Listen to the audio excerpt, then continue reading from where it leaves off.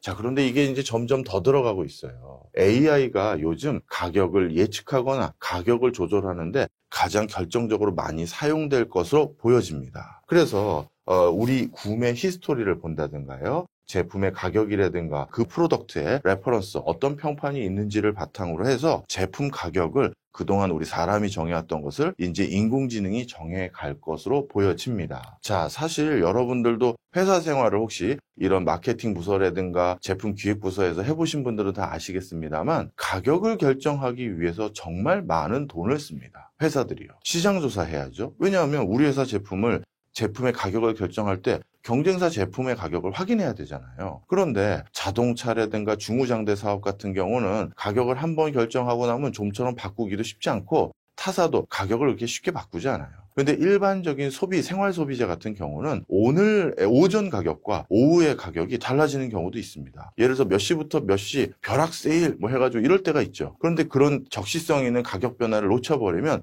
회사의 매출에 적지 않은 변화가 생깁니다. 바로 그래서 방금 말씀드렸던 이런 일련의 가격 변화를 면밀하게 관리하기 위해서 팀을 두거나 여러 사람을 쓰거나 아니면 외부의 시장조사 업체에게 계속 용역을 주면서 이런 걸 수행하는 경우가 많은데요. 그런데 앞으로 이런 것들을 많은 회사가 선도적이거나 또는 돈쯤 가지고 있는 회사들이 인공지능에게 시킬 가능성이 많다라는 겁니다. 자, 그럼 어떻게 되는지 한번 설명을 드릴게요. 인공지능이 이렇게 가격을 결정하다 보면 앞으로 혹여나 이런 일이 있지 않을까라고 저희 학자들이나 아니면 공부하는 사람들끼리 지금 시뮬레이션을 돌려보는 것 중에 하나가 인공지능들끼리 암묵적 담합을 시도할 가능성이 많다라는 겁니다.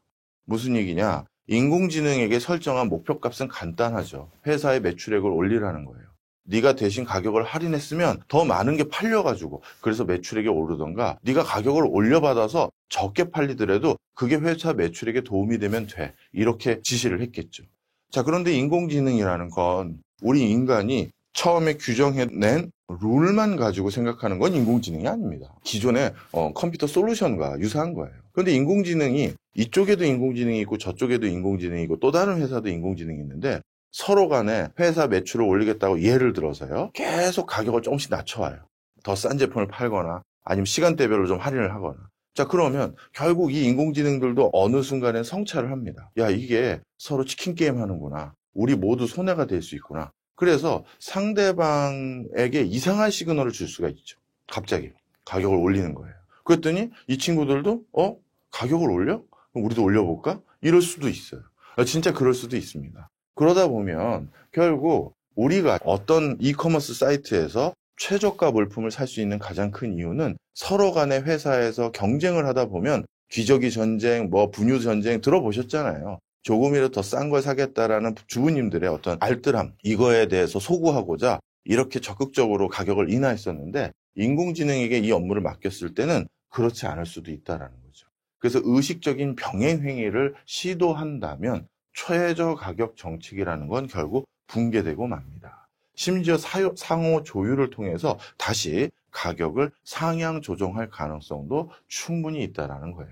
그리고 더 이제 걱정되는 건요. 전반적으로 가격을 어느 곳에서 요즘 인공지능이 다시 가격을 올리기 시작했다며 라고 하면 우리 소비자들이 그런 뉴스를 보면 우리가 다시 대응하거나 어떤 회사 거 이용하지 말아야지 하면서 우리가 다시 가격을 끌어내릴 수도 있어요. 그런데 저는 그 다음 단계가 더 걱정인 거예요.